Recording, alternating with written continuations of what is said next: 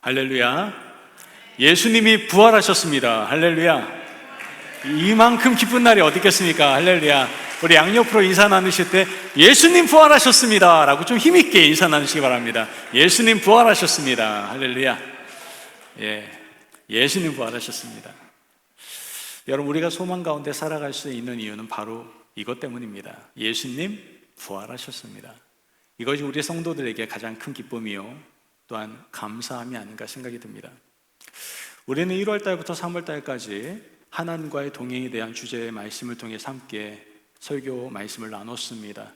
예배가 중요하다, 기도와 말씀, 하나님의 음성을 듣는 것이 중요하다, 또한 우리가 영원한 가치인 하나님 나라를 바라보며 사는 것이 중요하다, 무엇보다도 하나님과 함께 거하는 것, 하나님과 동행하는 것은 우리 인생 가운데 가장 중요하다는 말씀을 우리가 3개월간 함께 나눴습니다.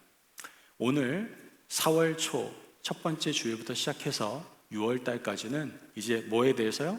성도와의 동행을 통해서 함께 말씀의 은혜를 나눠보고자 합니다.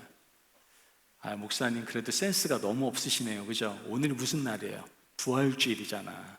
부활주일인데 지금 부활주일하고 전혀 상관없는 말씀을, 이거 뭐 부활주일, 부활 아침에 대한 본문도 아니잖아요. 이런 말씀을 가지고 온다는 게 목사님 정말 센스가 없으시네요 라고 생각할 수도 있을 겁니다. 그러나 하나님은 우연이 없으세요. 우리에게 주실 말씀이 있기 때문에 다 이 말씀을 허락하시는 겁니다. 여러분, 왜 부활주일에 하나님께서 오늘 우리에게 이 본문을 허락하셨을까요? 왜냐하면 부활은요, 예수님이 다시 살아나셨다라는 사건에 불과한 것이 아니기 때문에 그렇습니다. 부활은 예수님이 다락방에서 주신 세 계명, 뭡니까? 서로 사랑하라. 이 세 계명이 바로 죽음보다 더 강한 선언임을 우리에게 알려주고 있는 겁니다. 즉 부활은 십자가의 사랑이 무덤에 끝나지 않았다는 증명인 동시에 그 살아나신 사랑이 지금도 우리 가운데 흐르고 있다는 현재형 선언이다라는 겁니다. 오늘 우리가 함께 나눌 말씀의 배경을 한번 생각해 봤으면 좋겠습니다. 언제입니까? 6월절 밤이에요.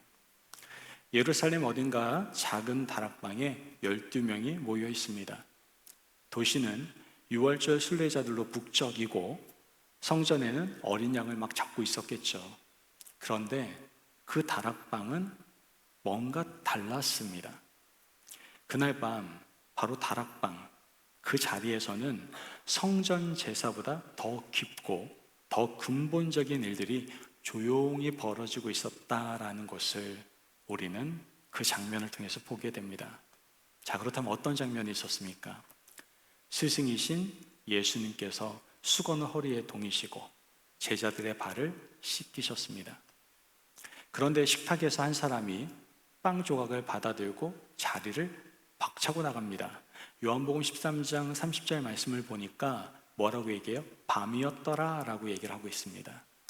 누가 나갔나요? 가룟 유다가 나갔죠. 이 밤은, 여기 성경에서 말하는 밤은 단순히 시간이 밤이 되었다라는 얘기로 치부하시면 안 됩니다.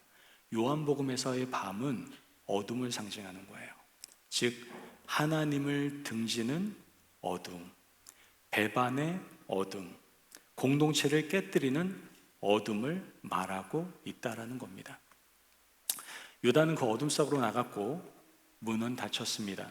그리고 시간이 흘러서 33절 말씀에 예수님께서 뭐라고 말하십니까? 내가 가는 곳에 너희는 오지 못할 거다라고 얘기를 합니다. 이 한마디가 다락방 분위기를 더욱더 아마 가라앉게 만들었을 겁니다. 왜 그럴까요? 제자도 이렇게 생각하지 않았겠습니까? 아니 3년 동안 함께 걸어왔는데 이게 정말 끝인 건가? 이런 생각 들지 않겠습니까? 또한 예수님 없이 도대체 우리는 어떻게 예수 공동체를 세워갈 수 있을까? 걱정과 근심이 한가득이었을 겁니다. 바로 그 침묵 안에서 34절 말씀을 하고 계시는 겁니다. 다시 한번 같이 읽어보도록 할까요? 34절에 35절입니다. 시작. 새 계명을 너희에게 주노니 서로 사랑하라. 내가 너희를 사랑한 것 같이 너희도 서로 사랑하라. 너희가 서로 사랑하면 이로써 모든 사람이 너희가 내 제자인 줄 알리라. 아멘. 이 말씀을 하시고 사흘 후에 예수님께서 부활하셨습니다. 그 부활은 이 다락방에서 주신 사랑의 계명이 죽음으로 끝나지 않는다는 하나님의 확증을 보여주신 것이죠. 오늘 부활주일 우리는 이 말씀 앞에 서 있습니다. 그리고 이 말씀이 우리에게 묻고 있습니다. 여러분은 부활하신 주님의 사랑을 마음에 가지고 사랑으로 서로를 품고 있으십니까? 과연 주님께서 우리에게 허락하신 새 계명 서로 사랑하라 라는 말씀이 마음에 깊게 새겨져서 지금도 사랑으로 서로를 섬기고 계십니까? 자, 그렇다면 우리가 서로 사랑으로 서로 품기 위해서는 과연 어떻게 해야 되는가? 오늘 말씀은 우리에게 그 답을 제시하고 있습니다. 먼저 사랑은 선택이 아니라 명령이다라는 걸 기억하셔야 됩니다. 따라해 볼까요? 첫째, 사랑은 선택이 아니라 명령입니다. 믿으시면 아멘. 여러분, 사랑은요 선택이 아니라 명령입니다. 본문 34절에 첫 단어를 한번 보십시오. 뭐라고 얘기합니까? 새 계명을 너희에게 주노니라고 얘기를 합니다. 말씀을 보면 계명을 준다라고 말을 하고 있어요. 이 말은 권면이나 제한을 말하는 것이 아닙니다. 선택사항이 아니다라는 거예요. 예수님은 야 너희들 좀 사랑했으면 좋겠어 라고 말씀하시지도 않았고요, 할 수 있으면 좀 사랑하면 안 되겠니? 라고 말씀하시지 않았습니다. 뭐라고 얘기했어요? 사랑하라! 라고 말씀하셨다라는 거예요. 즉 해도 되고 안 해도 되는 것이 아니라 반드시 순종해야 되는 명령이 서로 사랑이다라는 겁니다. 우리는 종종 이렇게 생각하죠. 아니 사랑은 마음이 생겨야 되는 거 아닙니까? 아니, 감정이 따라와야지 사랑을 할 수도 있는 거지 어떻게 내가 그냥 막 사랑할 수 있습니까? 이렇게 생각할 수 있습니다. 물론 세상의 사랑은 감정에서 시작된다라고 말할 수 있습니다. 그러나 예수님의 사랑은 달라요. 예수님은 우리에게 사랑하라라고 명령하셨습니다. 즉 사랑은 감정 이전에 무슨 문제라는 거예요?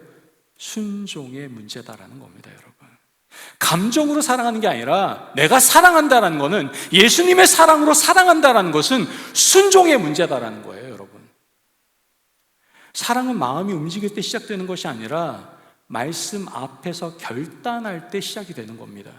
사랑은 느낌이 아니라 방향인 거예요.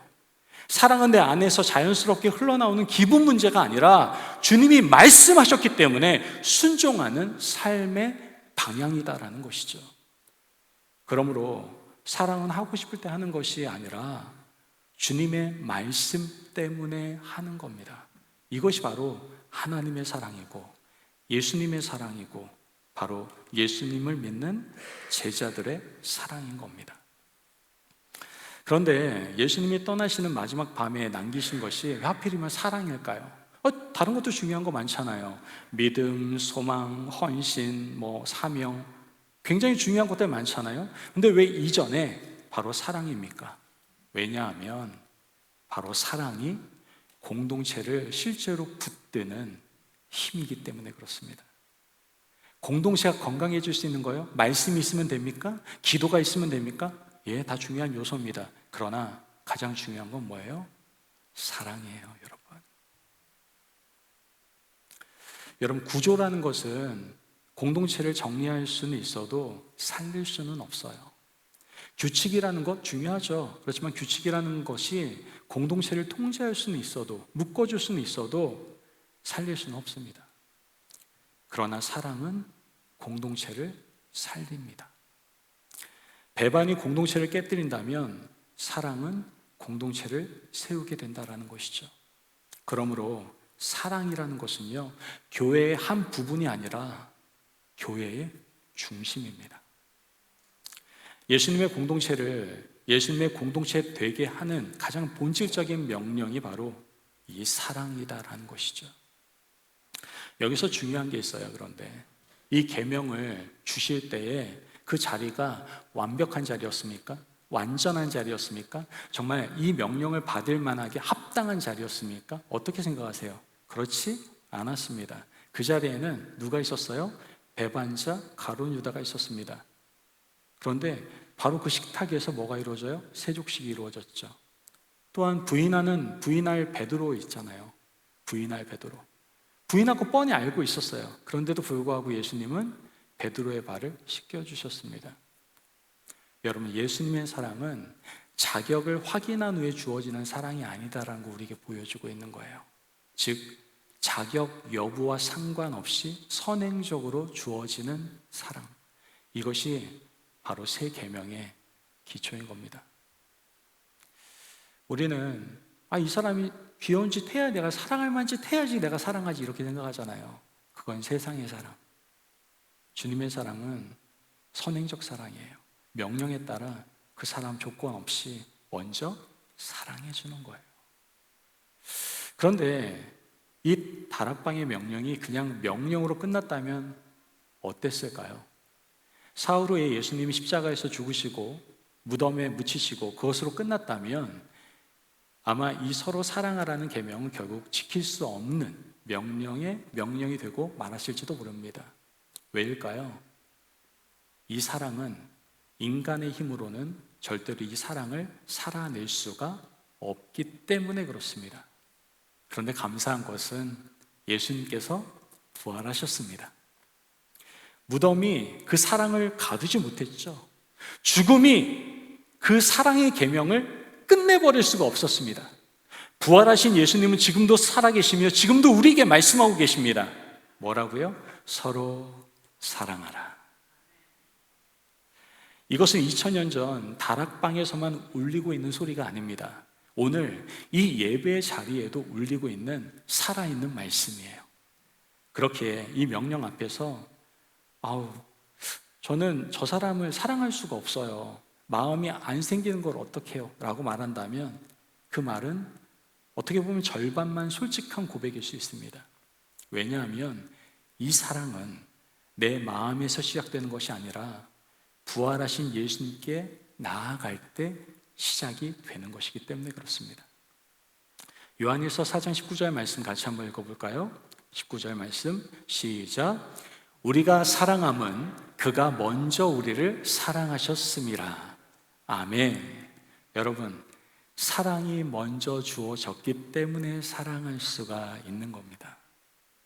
그리고 그 사랑을 먼저 주신 분이 지금 부활하셔서 지금도 여전히 살아 계십니다. 여러분, 만약에 이 순서를 우리가 잊어버리잖아요? 그러면 사랑하라고 하는 이 세 계명은 우리에게 엄청난 짐이 될 겁니다. 내가 어떻게 저 사람을 사랑해? 저 사람은 없어도 교회 열심히 다닐 것 같은데 무슨 소리 하는 거예요? 이 짐이 돼버리는 거예요.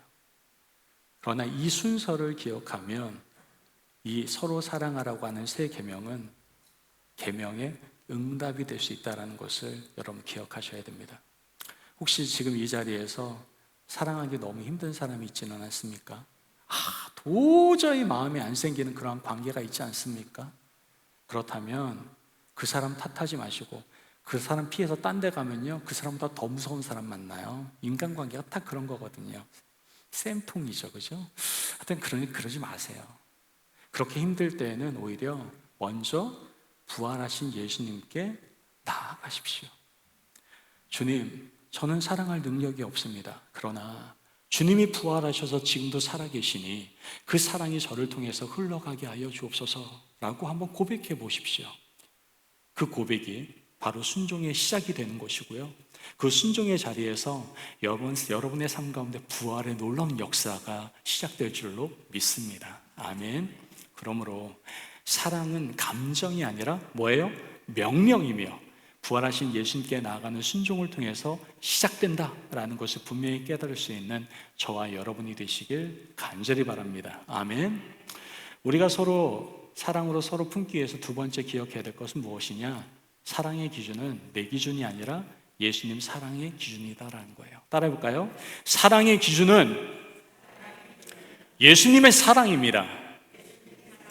믿으시면 아멘. 여러분, 본문 34절의 중심부를 한번 읽어보면 내가 너희를 사랑한 것 같이 너희도 서로 사랑하라 이렇게 얘기를 합니다. 내가 너희를 사랑한 것 같이. 여기서 핵심 단어가 있어요. 뭐예요? 같이. 이 같이라는 단어는 헬라어로 카토스라는 단어입니다. 이 카토스라는 단어는 단순한 비교를 말하는 것이 아니라 기준과 방식을 제시하는 단어예요. 쉽게 말씀드리면 우리의 사랑의 기준이 예수님의 사랑, 우리의 사랑의 방식이 예수님의 사랑이어야 된다는 것을 말씀하고 있는 거예요. 자, 그렇다면 우리가 예수님이 우리의 기준이 되기 위해서는 예수님의 사랑이 무엇인지를 바로 아는 것이 굉장히 중요합니다. 자, 그렇다면 예수님의 사랑이 어떠한 사랑입니까? 한번 제가 소개해 보도록 하겠습니다. 먼저 예수님의 사랑은 먼저 다가가는 사랑입니다. 제자들이 먼저 예수님에게 사랑을 보였습니까? 그러지 않았잖아요. 예수님이 먼저 일어나셨고, 예수님이 먼저 수건을 두르셨고, 예수님이 먼저 무릎을 꿇으셨고, 예수님이 먼저 손을 내미셨습니다. 아무도 먼저 움직이지 않는 자리에서 주님이 먼저 낮아지신 겁니다.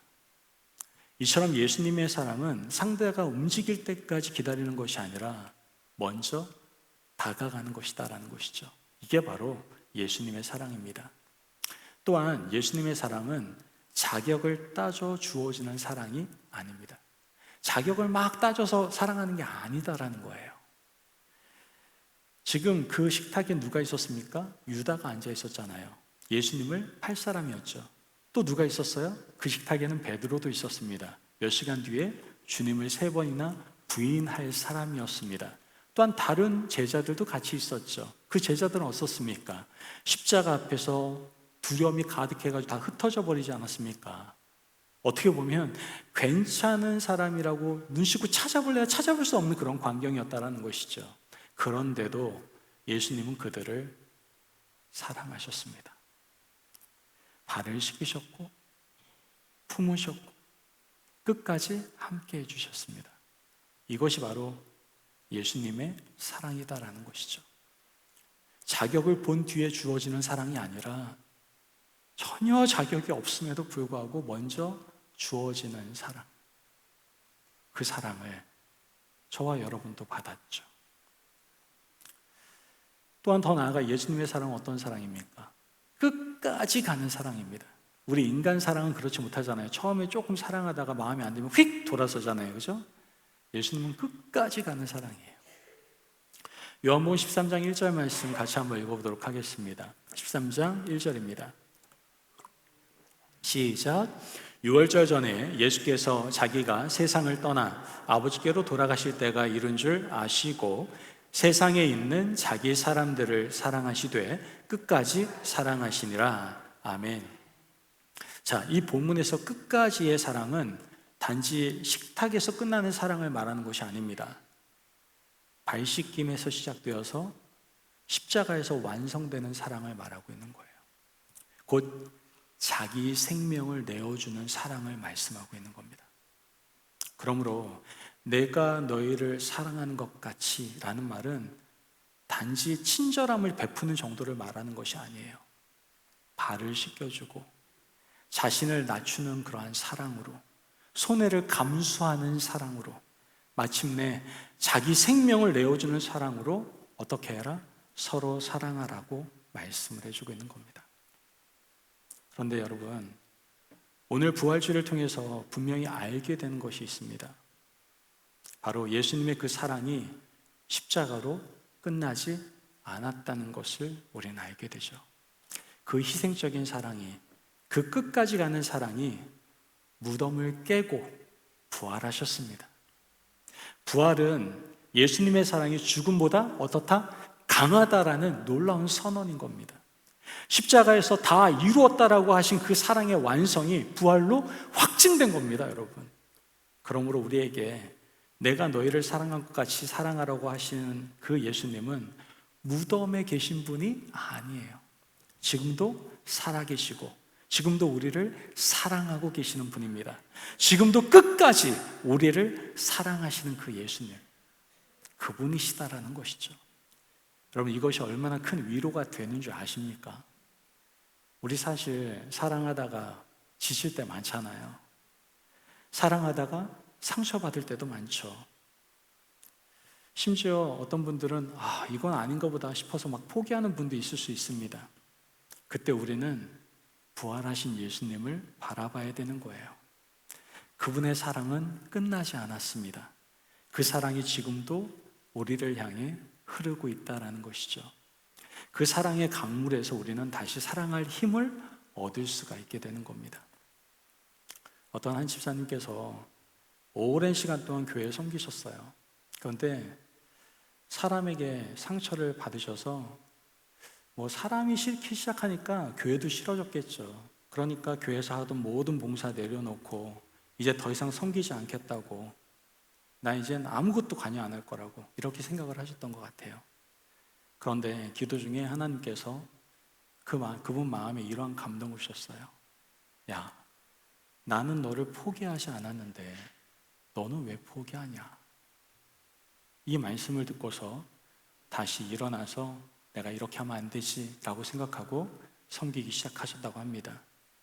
어떻게 보면 예수님의 끝까지 가는 사랑이 결국 상처받았던 그 사람을 변화시켰던 것이죠. 여러분, 우리는 우리의 기준으로 사랑하려고 하기 때문에 쉽게 지칠 수가 있어요. 그러나 부활하신 예수님의 사랑을 볼 때 우리는 다시 사랑할 힘을 얻을 수가 있는 겁니다. 왜일까요? 사랑의 원천은요, 나에게 있는 것이 아니에요. 누구에게 있어요? 바로 살아계신 예수님에게 있기 때문입니다. 그러므로 사랑의 기준은 우리의 감정이 아니라 십자가에서 죽으시고 부활하셔서 지금도 우리를 사랑하시는 예수님의 사랑임을 마음에 새길 수 있는 저와 여러분이 되시기를 간절히 바랍니다. 아멘. 그렇다면 우리가 사랑으로 서로 품는다면 어떤 일이 벌어지게 될까요? 바로 사랑은 공동체를 세울 것이고 세상은 그것을 알아보게 될 겁니다. 한번 따라해 볼까요? 사랑은 공동체를 세우고 세상이 알아보게 합니다. 믿으시면 아멘. 오늘 본문 35절 말씀 같이 한번 읽어보도록 하겠습니다. 시작. 너희가 서로 사랑하면 이로써 모든 사람이 너희가 내 제자인 줄 알리라. 아멘. 여러분, 예수님의 제자인 공동체라는 증거가 도대체 뭘까요? 그렇다면 공동체 안에 성경적인 지식이 많으면은 그게 제자 공동체라는 증거입니까?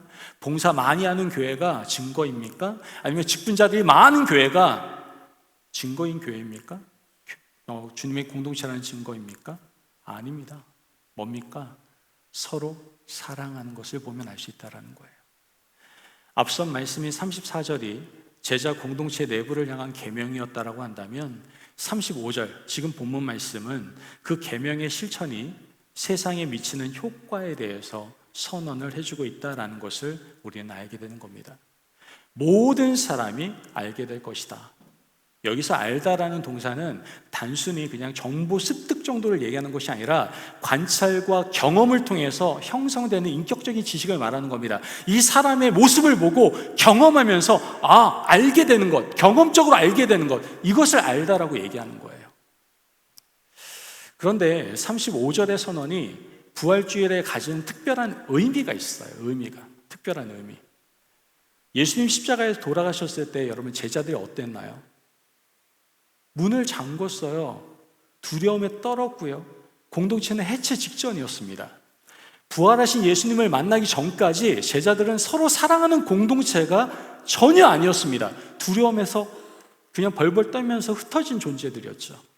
그러나 부활하신 예수님이 나타나셨습니다. 요한복음 20장 19절 말씀을 보면 제자들이 두려움으로 문을 닫아 걸고 있을 때 예수님이 그 가운데 서셔서 말씀을 하십니다. 뭐라고 얘기해요? 평안이 있을지어다. 그리고 20절 말씀에 이렇게 얘기하죠. 제자들이 주를 보고 기뻐하였더라. 부활이 제자들을 다시 모은 겁니다. 부활이 흩어진 공동체를 다시 세우기 시작한 거죠. 부활하신 예수님의 임재가 두려움을 기쁨으로 바꿔버린 겁니다. 그리고 그 기쁨으로 모인 공동체에서 서로 사랑하라는 새 계명이 비로소 살아 움직이기 시작했던 겁니다. 여러분, 부활 없이는 사랑의 공동체도 존재할 수 없는 거예요. 오직 부활하신 예수님을 만난 사람들이 서로 품을 수 있으며 그 부활의 기쁨이 공동체를 세우는 토대가 되는 겁니다.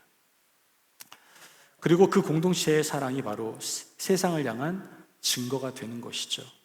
35절 마지막 표현을 보면 만일 너희가 서로 사랑을 가지고 있으면 이라고 얘기하죠. 여기서 이 만일은 경고를 담고 있어요. 경고를. 공동체가 상호 사랑을 실천하지 않으면 세상은 그 공동체에서 예수의 제자의 향기를 전혀 느끼지 못할 거다라고 얘기를 하고 있는 거예요.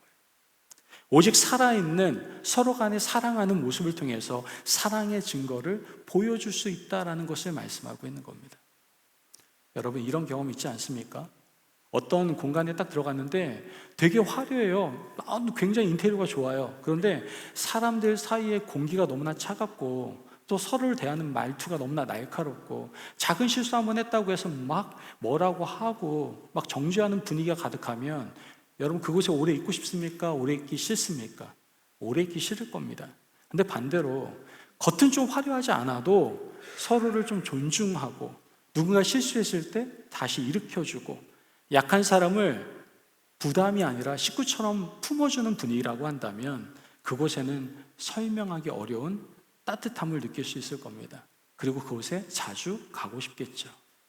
교회도 마찬가지예요. 공동체 안의 사랑은 숨길 수가 없어요. 여러분 처녀들 숨길 수 없는 게 있다고 하잖아요. 사랑하는 사람은 숨길 수 없대잖아요. 얼굴 표정이 다 나온대잖아요. 그죠? 공동체도 마찬가지예요. 사랑이 있는 공동체는 숨길 수가 없습니다. 없으면 드러나고 있으면 더 분명하게 드러난다라는 것이죠. 그래서 교회는 사랑을 말하는 공동체가 아니라 사랑이 보이는 공동체가 되어야 됩니다. 교회는 사랑을 설교하는 공동체를 넘어서 사랑의 관계 안에서 실제하는 공동체가 되어야 된다는 것이죠. 주일 예배 드리는 거 중요합니까? 중요하지 않습니까? 중요해요. 주일 예배 드리는 게 왜 중요하지 않습니까? 그러나 그것만으로는 충분하지 않습니다. 그 예배를 드린 사람들이 서로 사랑으로 대하고 있는가? 이것이 중요한 것이죠. 세상은 우리의 노래보다 우리의 관계를 먼저 읽을 겁니다.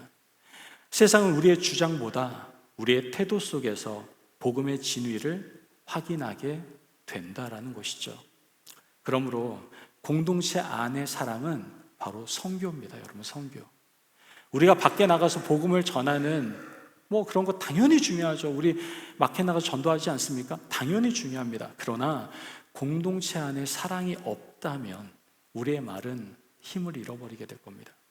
우리가 아무리 바른 말을 해도 우리가 관계가 무너지면 복음의 설득력은 약해질 수밖에 없어요. 반대로 공동체 안에 진짜 사랑이 있으면 세상은 그 사랑 안에서 복음의 향기를 맡게 될 겁니다. 저 사람들은 완벽하지 않은데 서로를 놓지 않고 또 상처가 있는데도 다시 품어주고 넘어진 사람을 버리지 않는 그러한 모습, 이런 모습을 보면서 세상은 예수님의 흔적을 보게 되는 것이죠. 그래서 사랑은 공동체를 세우고 동시에 세상이 교회를 알아보게 하는 증거가 되는 겁니다. 여러분, 부활주일 오늘 세상은 우리에게 묻고 있어요. 예수가 살아났다고 한다면, 그게 사실이라고 한다면 예수 믿고 있는 너희들은 좀 달라야 되는 거 아닙니까? 달라야 되는 거 아닙니까? 이렇게 묻고 있어요. 그 물음에 대한 답이 바로 우리 공동체의 모습입니다.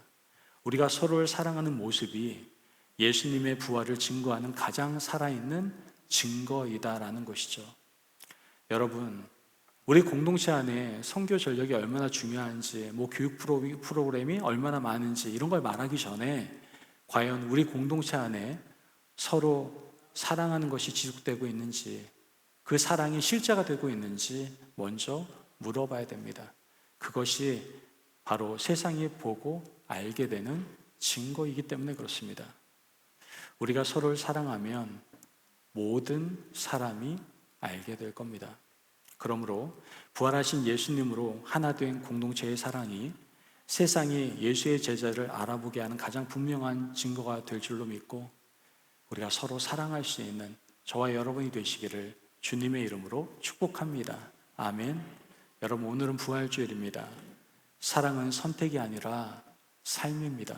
그리고 그 사랑은 공동체를 살리는 능력입니다. 그것은 죽음도 끝낼 수 없는 능력이죠. 부활은 그것을 증명하고 있는 겁니다. 우리가 사랑을 서로 사랑으로 품기 위해서 어떻게 해야 됩니까? 먼저 사랑은 선택이 아닌 명령이다라는 것을 기억하셔야 됩니다. 사랑은 감정이 아닌 명령이기 때문에 부활하신 예수님께 나아가는 순종을 통해서 사랑이 시작될 수 있는 겁니다. 또한 사랑의 기준이 내 기준이 아니라 예수님의 사랑이 기준이 되어야 됩니다. 사랑의 기준은 우리의 감정이 아니라 십자가에서 죽으시고 부활하셔서 지금도 우리를 사랑하시는 예수님의 사랑입니다, 여러분. 마지막으로 사랑의 공동체를 세우고 세상이 알아보게 할 수 있어야 됩니다. 부활하신 예수님으로 하나 된 공동체의 사랑을 통해 세상이 예수님의 제자, 더 나아가 믿음의 공동체를 알아보게 되는 가장 분명한 증거가 될 줄로 믿습니다. 여러분, 우리는 완전하지 않습니다. 때로는 사랑하기 어렵고 상처받고 포기하고 싶을 때도 있습니다. 그때마다 기억하십시오. 예수님은 부활하셨습니다. 그분의 사랑은 무덤에 묻히지 않았습니다. 지금도 우리를 사랑하고 계십니다. 끝까지 사랑하십니다. 그 부활의 사랑을 받은 우리가 이제 서로 사랑을 품어야 됩니다. 여러분, 오늘 우리 함께 결단합시다. 내가 한 사람을 더 이해하겠습니다. 한 번 더 용서하겠습니다. 한 걸음 더 다가가겠습니다. 그때 부활하신 주님께서 우리의 가정과 교회의 삶을 통해 놀라운 사랑의 역사를 이루실 줄로 믿습니다. 또한 더 나아가 분명 모든 사람이 우리의 사랑 공동체의 모습을 알게 될 겁니다. 우리가 예수님의 제자임을, 또한 예수님이 참으로 살아 계심을. 할렐루야, 주님이 부활하셨습니다. 우리 함께 조용히 묵상기도하며 나가도록 하겠습니다. 오늘 들은 말씀을 생각하시면서 우리가 서로 사랑하라는 주님의 명령에 따라서 이제 서로 사랑하겠습니다. 이를 위해서 사랑은 선택이 아니라 명령임을 기억하고 사랑의 기준은 예수님의 사랑임을 기억해서 이제 우리가 사랑의 공동체를 세우고 세상이 그 사랑을 알게 하겠노라고 다짐할 수 있게 해달라고 우리 함께 기도하며 나갑시다. 기도하겠습니다.